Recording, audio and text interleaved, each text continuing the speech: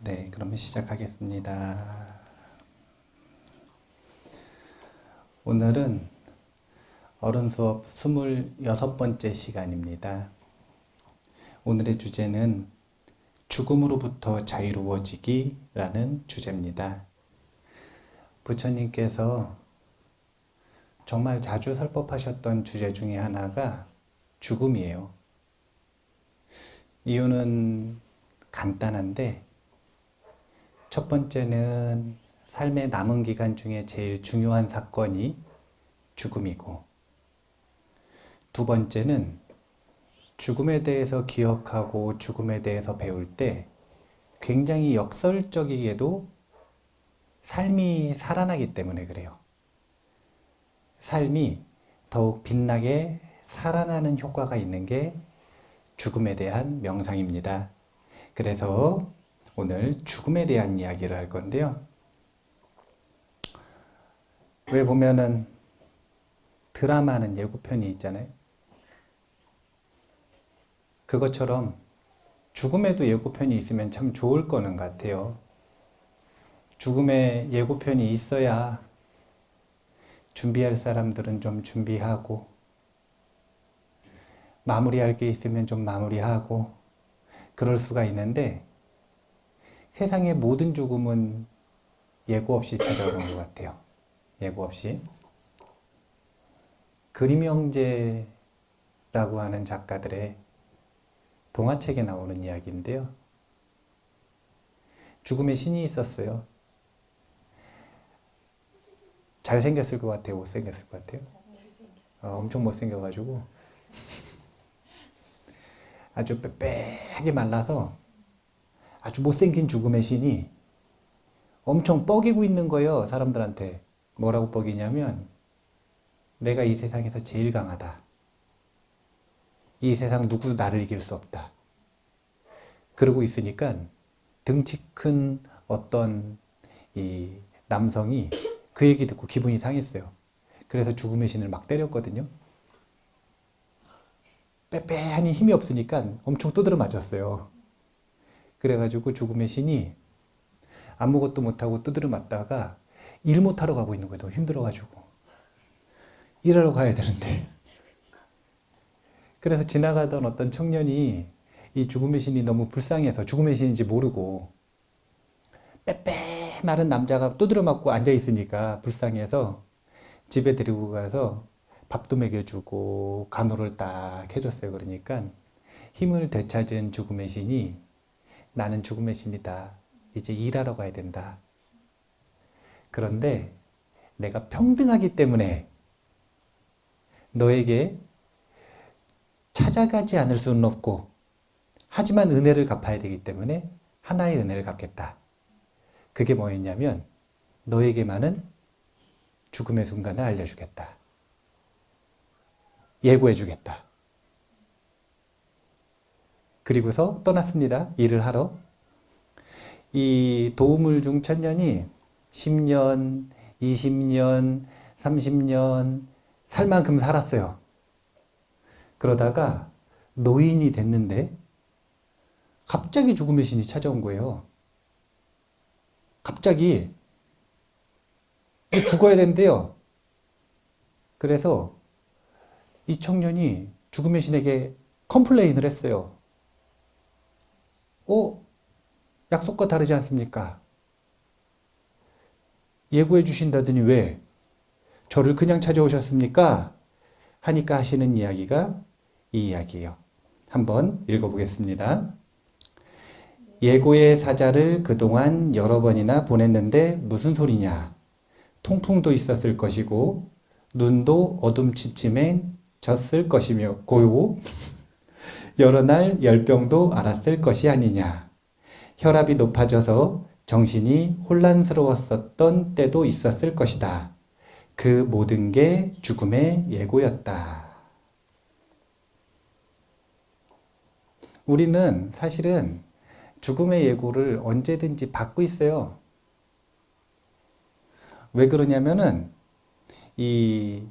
우리가 죽음의 과정을 배워보면 매일매일 죽음의 예고를 받고 있고, 그리고 또 아플 때마다 죽음의 예고를 받고 있다는 걸 알 수가 있는데, 사실은 죽음이라고 하는 게 중요한 거 아닌가요? 그럼 초등학교 때 배워야 되는 거 아니에요? 수학, 과학, 죽음 이렇게. 수학, 과학, 죽음. 네. 수학, 과학 중요한 만큼 죽음이 더 중요한데 수학, 과학, 죽음 이렇게 배워야 되잖아요. 근데 이상하게 학교에서 안 배우대요. 배웠으면 구구단해야 되는 일이 있을 때 우리 당황하지 않잖아요. 너무 쉽게 하잖아요. 이유는 간단해요. 배웠으니까. 그리고 연습했으니까. 근데 죽음이 오면 너무 당황하죠. 안 배웠으니까. 배우고 나면 알 수 있는 게 있어요. 그게 뭐냐면 우리는 매일매일 죽음의 예고를 받는다.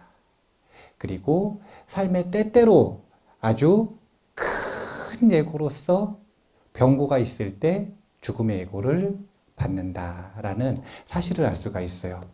우리 모두는 죽음의 그물에 걸려있는 새와 같습니다. 부처님께서 출가하신 이유를 많은 사람들이 뭐 진리를 찾기 위해서 출가한 줄 아시는데, 부처님은 진리를 찾고자 한 적 없으세요? 부처님은 그냥 매우 단순한 이유였어요. 그게 뭐냐면 죽음을 극복하고 싶었어요.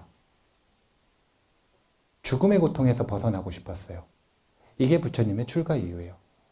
부처님은 그때 당시에 무슨 뭐 해탈한다 이런 용어도 없었고 그런 거 원하지도 않았고 무슨 뭐 열반에 이루고자 뭐 이런 거 없었어요. 그런 거는 후대의 부처님 설법 이후에 나오는 용어들이고 깨닫고자 한 것도 아니에요.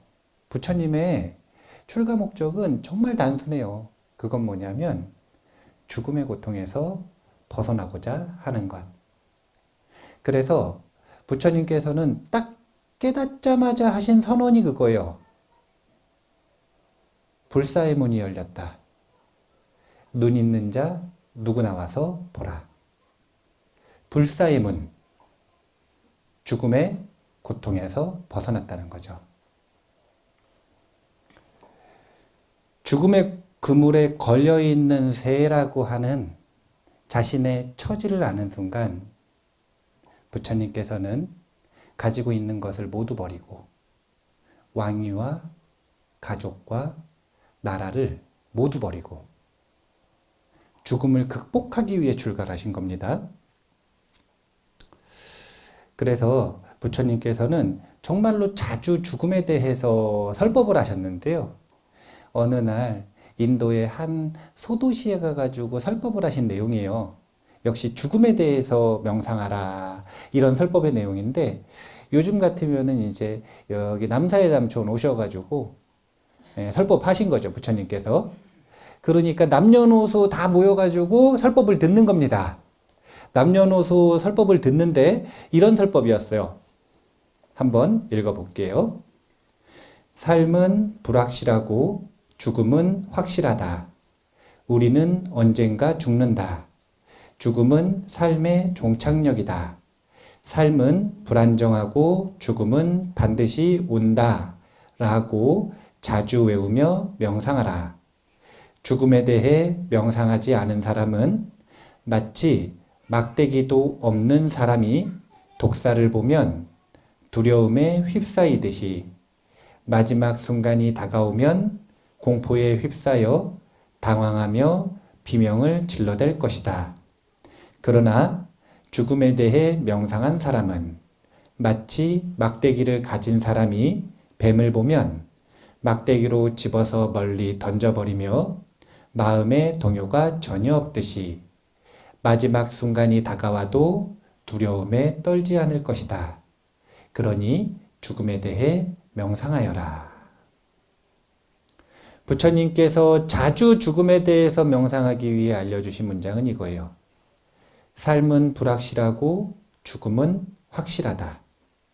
우리는 언젠가 죽는다. 죽음은 삶의 종착역이다.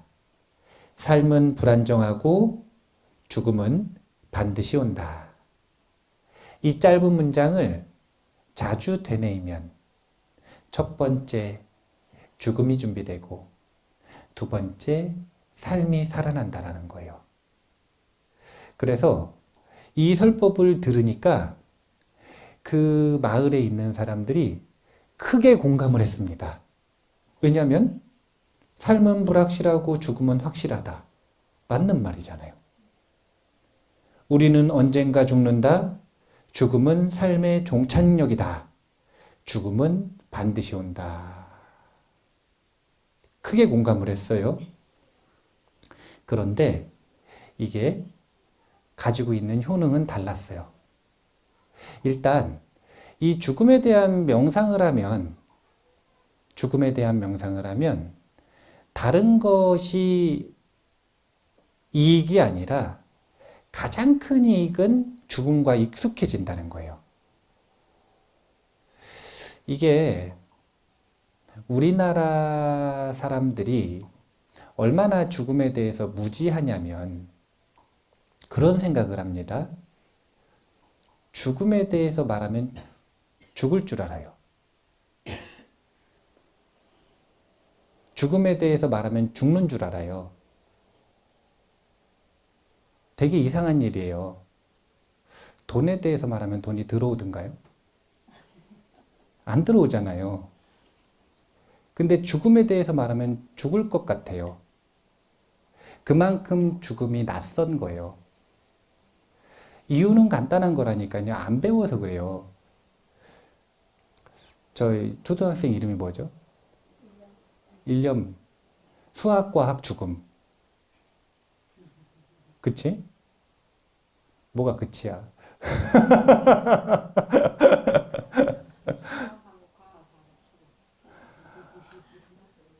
아니, 제일 중요한 과목은 수학, 과학, 죽음. 국영수? 국영수? 예, 뭐, 어쨌든. 죽음에 대해서 배우면 사실은 두려움이 사라지는데, 죽음에 대해서 몰라서 죽음이 두려운 거예요. 우리가 사람들이 죽음이 두려운 이유는 크게 세 가지라 그래요. 첫 번째는 놔두고 가고 놓고 가는 것에 대한 아쉬움. 그걸 놓고 가야 된다라는 두려움. 자기 소유물과 자기 가족과 자기가 사랑하는 사람들을 놓고 가야 된다는 두려움. 이게 첫 번째래요. 그 다음 두 번째는 죽음 이후에 어떤 일이 벌어질지 미지에 대한 두려움. 배운 적이 없으니까 죽음 이후 어떤 세계가 펼쳐질지 모르는 거예요. 누군가는 끝난다고 하고 누군가는 계속된다고 그러는데 끝나도 두렵고 계속돼도 어떤 경험이 펼쳐질지 모르니까 두렵고 그리고 세 번째는 죽음의 순간에 찾아올 고통에 대한 두려움. 왠지 죽음의 순간에 큰 고통이 찾아올 것 같은 거예요. 그래서 그 고통에 대한 두려움. 이 세 가지가 대부분의 사람들이 죽음을 두려워하는 근거입니다. 근데 그 중에서 죽음에 대해서 배우면 해결되는 것이 무엇이냐면 배우면 해결되는 것이 이 미지에 대한 두려움입니다. 미지에 대한 두려움. 그래서 우리가 죽음이 확실하다면 피할 수 없다면 품어야 돼요. 그래서 죽음과 자주 접하고 죽음과 친해지면 그러면 두 번째 두려움인 미지에 대한 두려움이 사라집니다.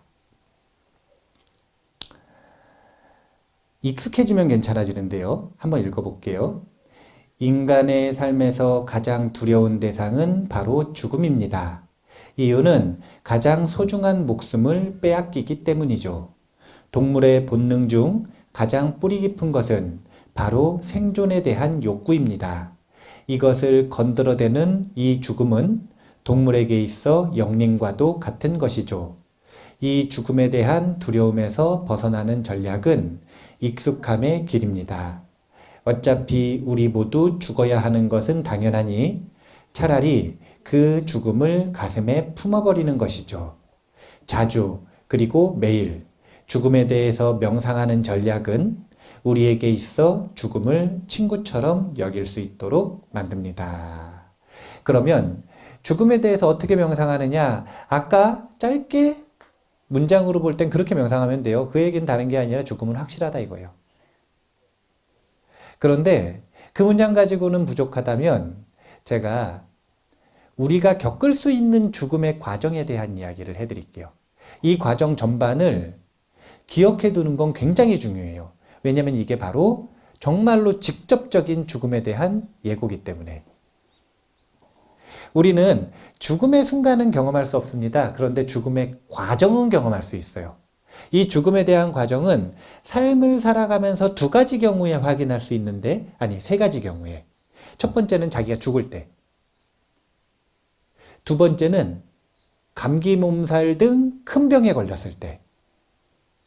그리고 세 번째는 지인이 죽음을 맞이할 때. 이때 이 현상을 공통적으로 관찰할 수 있어요. 죽음이라고 하는 건 삶에 이 원동력이 사라지는 거니까 몸과 마음을 이루는 요소가 분해되는 겁니다. 몸과 마음이 지, 수, 화, 풍, 공으로 이루어져 있다라고 하는데 이것이 순차적으로 분해되는 과정을 예시로 들어보면 이렇습니다. 맨 처음에 어떤 현상이 일어나냐면요. 한 번 누우면은 일어나기가 힘들어져요. 죽어간다는 거예요. 이게 뭐냐면 지, 땅의 요소인데 이게 어떤 역할을 하냐면 단단함과 안정감의 역할을 합니다. 그런데 이 요소가 붕괴되기 시작하면 몸이 무거워지고 몸이 자꾸 땅바닥으로 들러붙고 못 일어나겠는 거예요. 몸을 지탱해주는 힘이 약해지기 시작하니까 어떻게 되는 거냐면 몸이 무겁게 느껴지는 거예요. 처음에 지의 요소가 붕괴됩니다. 감기 몸살 걸렸을 때도 그렇고요.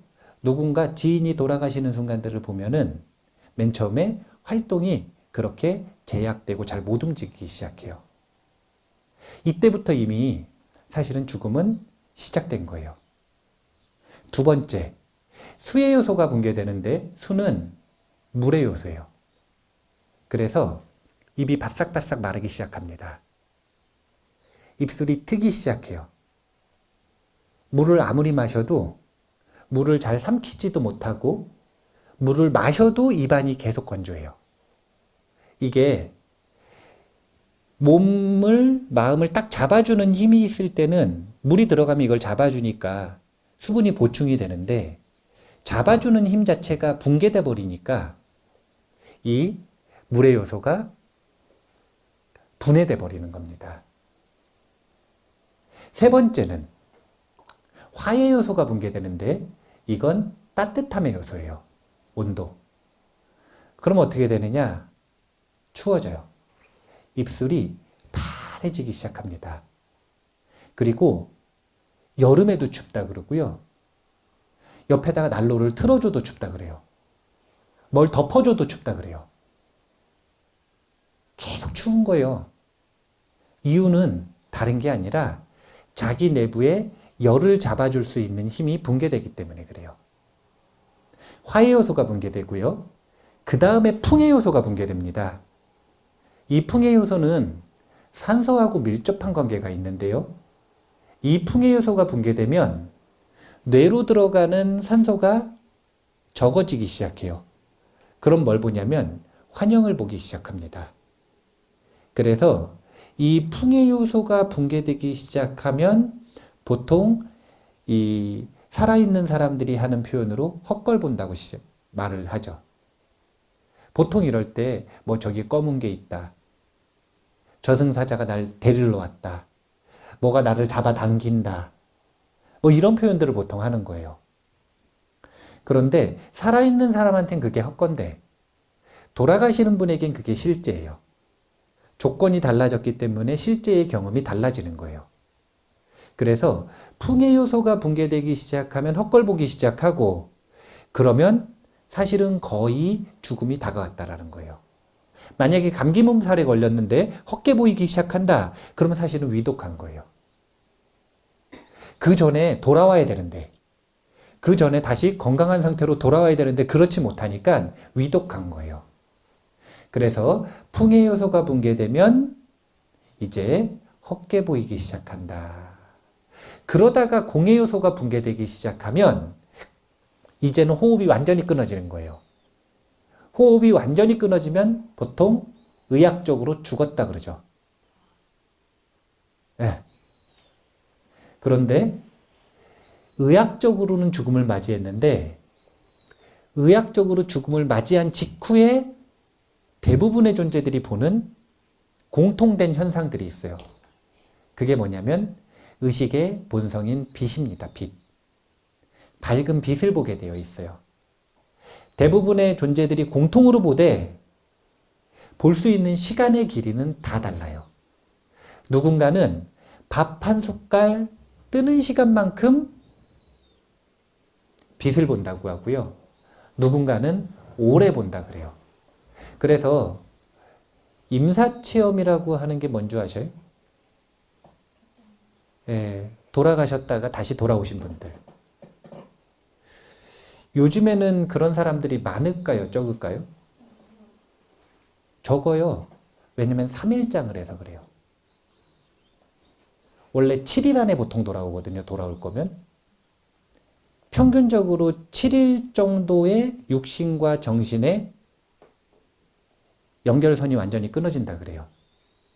그래서 돌아올 거면 7일 안에 돌아오는데 요즘에는 이제 돌아올 곳이 없죠. 그러니까 예전만큼 돌아오는 사람들이 없는 거예요. 예전에는 SNS가 이렇게 발달하지도 않았는데 돌아온 게 다 소문으로 퍼져가지고 이야기들이 많았잖아요. 요즘 같아 보세요. 누가 관 열고 나왔으면 SNS에 뜨겠어요, 안 뜨겠어요? 난리가 나겠죠. 근데 안 나잖아요. 그게 뭐냐면 돌아올 곳이 없어서 그래요. 근데 예전에는 그런 자료가 정말 많았어요. 그리고 그런 자료들을 모아가지고 연구하는 학자들이 있는데 이 연구하는 학자들이 한 이만한 두께의 책 몇 권씩 되는 사례들을 찾거든요. 근데 그런 사례들의 공통된 특징 중에 하나가 바로 그거예요. 첫 번째는 빛을 본다라는 것. 그리고 두 번째는 돌아온 뒤에 착해진다라는 것. 이게 임사체험의 특징이에요. 그래서 잠깐 임사체험으로 넘어갔는데 죽음의 과정을 저게 예고편이에요. 예고편. 저 예고편을 잘 기억을 하셔야 돼요. 저 예고편을 기억을 해야 자기가 죽을 때도 내가 죽어가는구나 라는 걸 인지를 할 수가 있고요. 주변에 누군가 죽어갈 때도 그 사람이 죽어간다라는 걸 감을 잡을 수가 있어요. 특히 누군가를 간병하거나 지인이 지금 이 병상에 있거나 이러면 저런 과정들을 잘 알아야 돼요. 그래야 예측을 할 수가 있어요. 지, 수, 화, 풍, 공의 분해가 이루어지다가 되돌아오지 않으면 죽는 거거든요. 그리고 특히 풍의 요소까지 붕괴된 다음에는 거의 돌아오는 경우가 없어요. 그래서 으실으실 춥고 화의 요소가 붕괴되다가 헛게 보이기 시작하면 거의 안 돌아온다고 보면 되는 거예요. 또는 손상돼서 돌아오거나 뭐가 손상되냐면 뇌가 손상된 채 돌아오거나 그래서 죽음의 과정이라고 하는 것 저거는 아주 명백한 예고편이기 때문에 저 과정을 반드시 기억해 두실 필요가 있어요. 정말로 갑자기 교통사고 나가지고 갑자기 돌아가시거나 아니면은 뭐 또 뱀이 물어가지고 갑자기 돌아가시거나 뭐 다른 어떤 특별한 원인에 의해서 갑자기 죽음을 맞이하는 경우 말고 대부분의 자연사는 저런 과정을 겪게 되어 있습니다. 저게 바로 죽음의 예고예요. 자, 그러면 저 죽음의 예고를 배우면 죽음의 예고를 가지고 어떻게 죽음 명상을 하느냐? 티베트 사람들은 어떻게 하냐면요. 저 죽음의 과정, 지수, 화풍, 공의 과정을 밤에 잠자기 전에 항상 되뇌이고 잠에 듭니다. 되뇌이고 잠에 들어요. 매일 잠자기 전에 저 과정을 기억하고 잠에 들면 저 과정이 친숙해져요. 그리고 기억할 수 있게 돼요. 그리고 두려워하지 않게 됩니다. 그래서 죽음의 과정을 가지고 명상하는 방법을 알려드린 건데 이런 명상을 알려드려도 실천하시는 분들이 흔치가 않아요. 그래서 법구경 속에 이런 구절이 있죠. 아무리 많은 경전을 외우더라도 뜻을 모르면 무슨 이익이 있으랴. 단 한마디의 법을 듣고 알더라도 그대로 행한다면 해탈을 얻게 되리. 사실은 이 구절이 어느 구절이냐면요. 아까 부처님께서 죽음 명상한 마을 있잖아요. 그 마을에서 해주신 이 법구경 개송 구절이에요. 왜 이 구절을 하셨냐면 그 남녀노소 할 것 없이 그 마을에서 죽음에 대한 명상을 들었다 그랬잖아요. 전부 다 공감을 했단 말이에요. 아, 그렇구나 이러고. 그런데 집에 돌아가서 잊지 않은 사람은 한 명뿐이 없었던 거예요. 전부 다 들었는데 다 잊어버렸어요. 그리고 부처님께서 이렇게 실천하라라고 하셨던 내용을 아무도 실천하지 않는 거예요. 단 한 명만이 실천했습니다. 나이가 많은 분이 실천했을까요? 나이가 적은 분이 실천했을까요? 죽음에 대해서인데요. 누가 더 관심이 있어요? 나이가 많은 분이 더 관심이 있죠. 예, 거의 돌아가실 것 같은 할머니나 할아버지도 다 잊어버렸는데 16살짜리 소녀가 부처님 말씀을 딱 듣고 그 부처님 말씀대로 매일매일 실천하기 시작한 거예요. 딱 한 명, 16살짜리 소녀만 3년간 부처님 말씀대로 매일매일 빠지지 않고 죽음에 대해서 명상을 했답니다. 3년이 지났으니까 19살이죠? 부처님께서 이 3년 동안 명상을 한 19살짜리 소녀를 위해서 다시 300km를 걸어가십니다. 그 마을에서 청하지 않았는데, 그 마을에 가실 일이 없는데 어느 날 갑자기 안한존자에게 가자 그러시더니 가는 거예요. 300km를 걸어서. 수행자를 위해 길을 가시는 건데요. 그 마을에 딱 가셔가지고 다시 죽음에 대한 명상을 하십니다. 죽음에 대한 법문. 근데 그건 누구를 위한 법문이었냐면 3년 동안 죽음에 대해서 명상을 실천한 19살짜리 소녀를 위한 법문이었죠. 왜 가셨을까요? 3년 동안 잘했다고? 부처님께서 지혜의 눈으로 보시니까 이 소녀가 일주일 뒤에 죽는 거예요. 그래서 가신 거예요. 그래서 죽음에 대한 명상을 알려주신 다음에 이 소녀에게 이야기를 해주십니다. 일주일 뒤에 너는 죽는다. 이 소녀의 반응은 어땠을까요? 놀랐겠죠. 예. 그럼 놀랐으면 어떻게 할까요? 아무것도 안 해. 이제 일주일 뒤에 죽어야 되니까. 아, 그렇군요. 머리가 새카매지고, 화도 나고, 원망스럽고, 이게 보통의 반응 아닌가요? 근데 이 소녀는 3년 동안 죽음에 대해서 명상했잖아요. 3년 동안 죽음에 익숙해졌잖아요. 3년 동안 죽음을 준비했잖아요. 3년 동안 죽음과 친구를 했어요.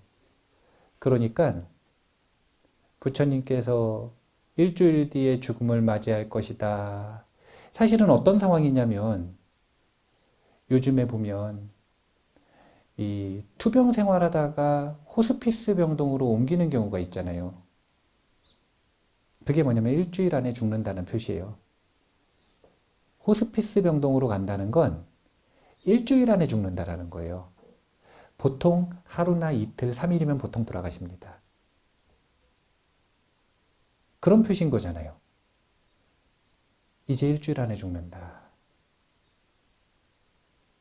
그런데 이 소녀는 죽음에 대해서 명상을 해서 그런지 아주 담담해요. 그리고 그렇다면 제가 더 열심히 정진하겠습니다. 그래서 부처님께 부탁드려가지고 일주일 동안 법문 듣고 수행하다가 평화롭게 죽음을 맞이합니다. 수다원가를 얻었다 그래요. 남은 일주일의 시간을 자신이 가장 소중하게 여기는 수행의 시간으로 바꿔서 원하는 걸 얻고 죽음을 맞이하죠. 죽음에 대해서 명상한 이들에게는 사실은 죽음이 온전히 사람들이 두려워하는 그런 죽음으로 인식되지가 않아요. 죽음에 대해서 익숙한 사람들은, 특히 불교의 세계관을 가지고 있는 사람들은 세계관의 틀 자체가 죽음은 체크아웃이지 끝이 아니거든요. 준비된 이들에게는 그냥 다른 몸을 받는 거지 끝이 아니에요. 준비되는 이들에게는 그런 거예요. 준비되지 않은 이들에게는 멍해지고 백지 같아지고 머리가 하얘지고 두려워지고 화가 나고 원망스럽고 아무것도 못하겠고 이런 일이지만, 죽음이 준비된 이들에게는 죽음의 예고가 정말로 소중한 거예요. 남은 시간을 소중하게 쓸 수 있으니까. 그 두 번째 가셔가지고 죽음 명상 끝에, 법문 끝에 해주시는 법구경 개송입니다. 세상 사람들은 눈 멀었고 몇몇 사람만이 진리를 있는 그대로 보내. 몇몇 새만이 그물을 벗어나듯 몇몇 사람만이 천상으로 가네. 우리 모두는 죽음의 그물에 갇힌 새입니다. 죽음에 대해서 평생 듣지 못하는 사람이 정말 많아요. 고통이 무엇인지, 행복이 무엇인지 배워보지 못한 사람 정말 많아요. 알지도 못하는데 어떻게 죽음의 그물에서 벗어나요? 그런데 법문을 들은 사람들도 많아요. 근데 그 사람들이 죽음의 그물에서 벗어나는가? 그렇지 않아요. 왜냐면 듣고 잊어버리니까. 실천하지 않으니까. 마치 자기는 영원히 살 것처럼. 죽음에 대해서 배우고 알고 그리고 친숙해지는 실천의 과정을 겪는다면 우리는 죽음의 그물에서 자유로워질 수 있습니다. 임사체험자들의 이야기 하나를 소개해 드릴게요. 평화로운 조금 기쁜 환생이라고 하는 이 티베트 사자에서라고 하는 아주 유명한 텍스트의 주석서입니다. 평화로운 죽음, 기쁜 환생. 티베트 사자에서가 원래는 이제 우리에게 알려진 제목은 티베트 사자에서인데 사실은 본 제목이 티베트 사자에서가 아니에요. 원어가 바르도 테돌이라고 하는데요. 어떤 뜻이냐면 듣는 것만으로 해탈하는 가르침이라는 뜻이에요. 듣는 것만으로. 근데 왜 들을 수밖에 없냐면 돌아가신 분에게 해드리는 가르침이기 때문에. 이 티베트 사자에서가 티베트에서는 살아있을 때 공부하기도 하지만 죽음을 맞이한 이를 위해서 읽어주는 가르침이에요. 그러면 죽음을 맞이한 다음에는 들을 수밖에 없잖아요. 듣는 것 말고는 할 수 있는 게 없잖아요. 그래서 듣는 것만으로 해탈하는 가르침이라고 하는 뜻을 가진 경전이 티베트 사자에서입니다. 근데 그 주석서가 이 평화로운 죽음 기쁜 환생이에요. 나중에 이 스님의 어른 수업 시리즈 끝나고 나면 죽음 수업을 한번 할 건데 죽음 수업도 1년을 할 거예요. 1년. 죽음에 대해서 배워봐야 돼요. 그런데 그 평화로운 죽음 기쁜 환생에 보면 굉장히 다양한 임사 체험자들의 체험들이 나와요. 그 중에서 카르마 왕진의 임사 체험을 조금만 보여드릴 거예요. 이게 한 10페이지 넘어가지고 다 읽는데도 1시간이 걸리니까 그 중에서 아주 짧은 부분, 카르마 왕진의 임사 체험, 그 중에서 어떤 부분이냐면 삼도천을 건너가지고 낡은 철교 끝에 갔는데 도시가 있었대요. 죽은 자들의 도시.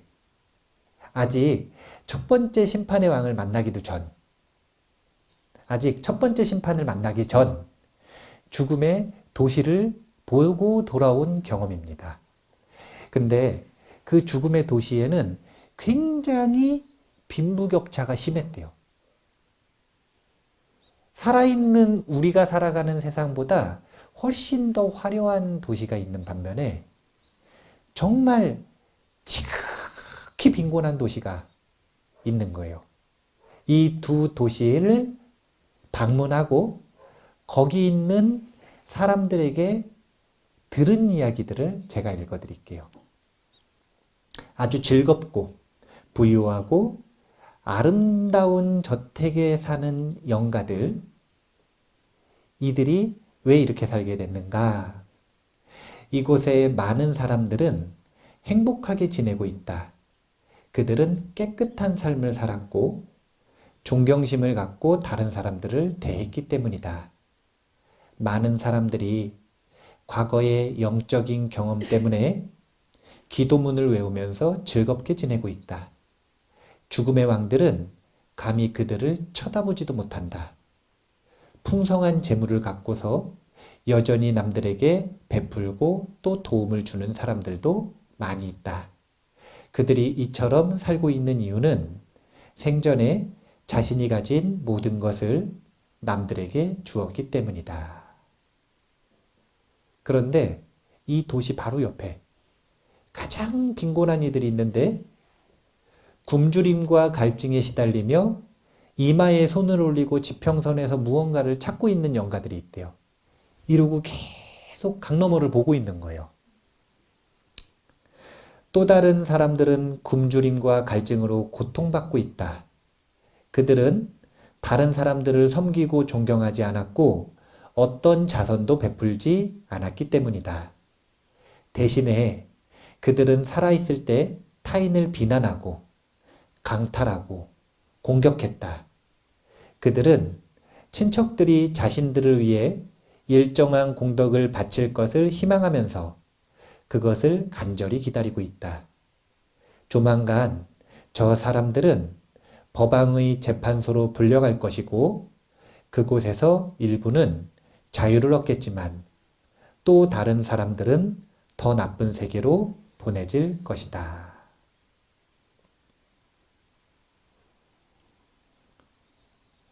우리나라에 신과 함께라고 하는 웹툰과 영화가 나오면서 북동아시아의 고유한 사후세계관이 대중들에게 소개가 됐습니다. 원래 전통세계관이에요, 그게.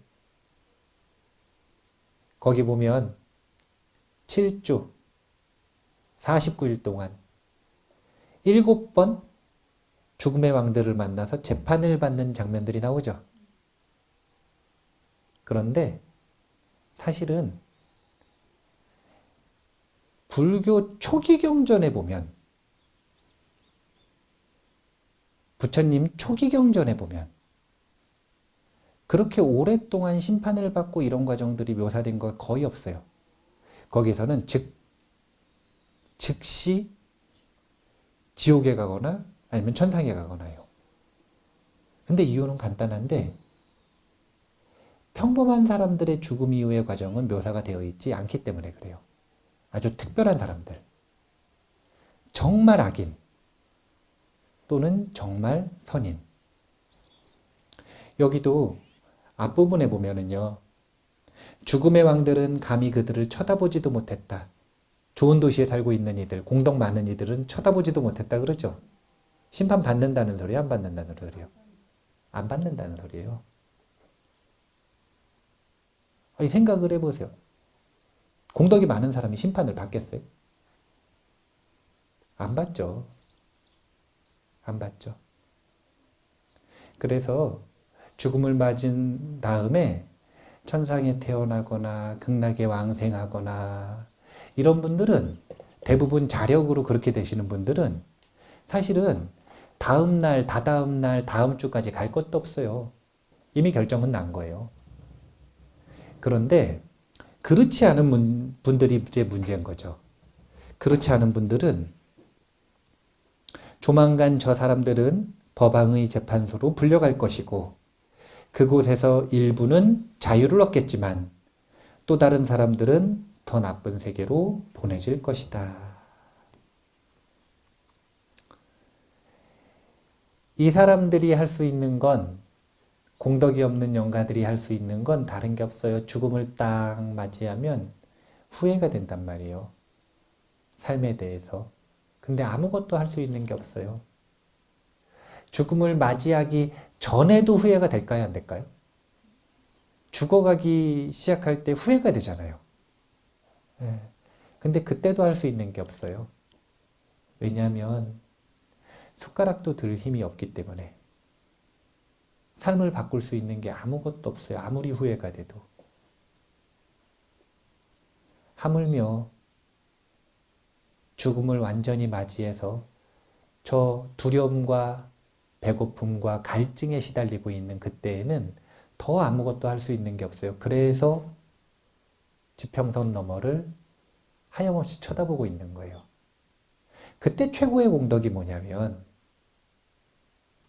듣는 것만으로도 해탈을 얻는 가르침을 알려주는 것일 거고, 그렇지 못하다면 그걸 모를 수 있잖아요. 살아있는 지인들이 그런 거 모를 수 있잖아요. 자기도 한 번도 못 들어봤을 수도 있잖아요. 그러면 그때 전통적으로 뭘 하는 거냐면, 음식과 차를 공양 올려서 허기와 갈증이라도 면할 수 있게. 허기와 갈증이라도 면하면 조금 마음이 안심되잖아요. 그래서 허기와 갈증을 면할 수 있게 공양을 올리거나, 여력이 더 되는, 그러니까 본인이 공덕이 많은 사람은 진리를 공양 올리거나, 이러면 이분들에게 도움이 되는 겁니다.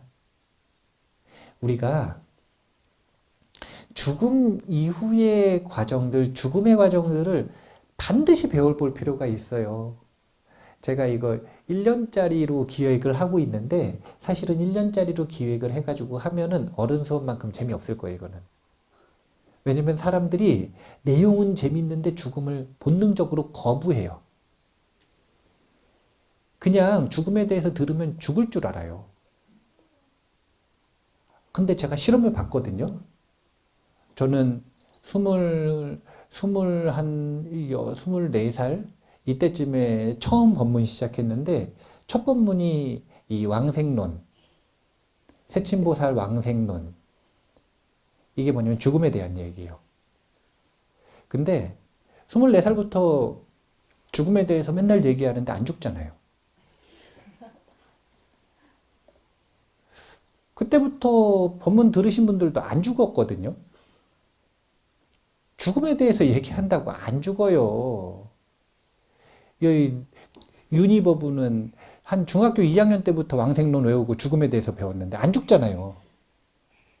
예. 잘 살지 안 죽어요. 죽음에 대해서 기억하고 친근해지고 죽음을 알면 알수록 삶이 살아나지 결코 죽는 것이 아닙니다. 우리가 막연하게 죽음에 대해서 두려워할 필요가 없어요. 얼마든지 배울 수 있는 내용들이 있습니다. 죽음에 대한 가장 풍부한 문화유산을 가지고 있는 게 불교예요. 가장 풍부한. 그러니까 우리가 죽음에 대해서 두려워하기보다는 죽음과 친구할 수 있게 죽음에 대해서 잘 배우고 실천해 볼 필요가 있습니다. 자신이 부처님의 제자라고 생각을 한다면, 불자라고 생각을 한다면, 그러면 이 죽음에 대해서 조금 자신감이 있어야 돼요. 죽음에 대해서 이런 태도를 가지고 있어야 돼요. 어떤 태도를 가지고 있어야 되냐면 평화로운 죽음, 기쁜 환생이에요. 아주 좋은 문장이거든요. 불자에게 있어 모범적인 죽음은 평화로운 죽음, 기쁜 환생입니다. 당신에게 있어 죽음은 두려움인가요? 아니면 평화인가요? 당신에게 있어 환생은 두려움과 슬픔일까요? 아니면 기쁨과 환희일까요? 죽음에 대해서 배웠기 때문에 죽음이 평화롭고, 죽음 이후의 삶을 잘 준비했기 때문에 환생이 기쁨일 거예요. 더 좋은 호텔로 체크인 하는데 체크아웃이 아쉬울 게 없습니다. 준비만 돼 있다면. 준비가 되어 있지 않으면 정말 두렵겠죠. 길거리에 나앉게 생겼으니까. 우리가 죽음에 대해서 배운다라는 것, 이것은 불교를 공부하는 이들에게 있어서 가장 필수적인 기본기 중에 하나이기 때문에 자신의 이 불교 공부 투두리스트가 있다면 그 중에서 하나로 꼭 집어넣을 필요가 있다 라고 하는 걸 기억해 두시고, 죽음에 대해서 배우고 실천해서 정말로 자신에게 죽음이 다가왔을 때 그때 조금 더 편안한 마음으로 고요하게 주변 사람들이 보기에 정말 이 사람이 삶을 잘 살았구나 라는 생각이 들게 막 발버둥치고 이러면은 주변 사람들이 보기에 이 사람이 삶을 잘 살았다라는 느낌을 받지 못하거든요. 아주 평화롭게 죽음을 맞이할 수 있게, 불자로서 모범적인 죽음을 맞이할 수 있게, 그리고 일반적으로 죽음을 맞이한다는 건 자신의 삶의 후배들에게 보여주는 거잖아요. 젊어서 먼저 가는 경우는 흔치 않으니까. 그게 아니라 자신의 삶의 후배들, 그게 아들, 딸이든 손자, 손녀든 아니면 동생이든 아니면 진짜 친구나 후배들이든 그들에게 먼저 가는 이의 멋진 모습을 보여줘야 되지 않겠나 라는 생각을 합니다. 죽음에 대해서 잘 명상하시고 아까 그 과정 꼭 기억해 두셔야 돼요. 몸이 땅바닥에 들러붙는다. 입술이 바짝바짝 날아간다. 으실으실 추워진다. 파카 입어도 추워요. 으실으실 추워진다. 헛게 보이기 시작한다. 그러면 이제 내가 죽는구나. 내가 죽는구나. 이게 죽는 거구나. 그러면 두려워하기보다는 마음을 편안하게 하셔야 돼요. 딱 마지막에 죽음 직전에 가지고 있는 마음이 다음 생을 결정하는데 50% 중요성을 가지고 있기 때문에 아무리 삶을 잘 살았어도 죽기 직전에 두려워하고 집착이 가득하고 화가 나 있잖아요. 그러면 이 다 된 밥에 재 뿌린다 그러죠. 큰일 나는 거예요. 아무리 그 전에 못 살았어도요, 잘 못 살았어도 죽기 직전에 마음이 편하잖아요. 그러면 다음 생을, 그러니까 다음 호텔을 예약하는 데 있어서 정말 큰 메리트가 됩니다. 죽음의 과정, 예고니까 꼭 기억을 하시고 되새기셔서 이 자신의 삶에 적용을 하실 수 있기 바라겠습니다. 오늘 이만 마치겠습니다. 감사합니다.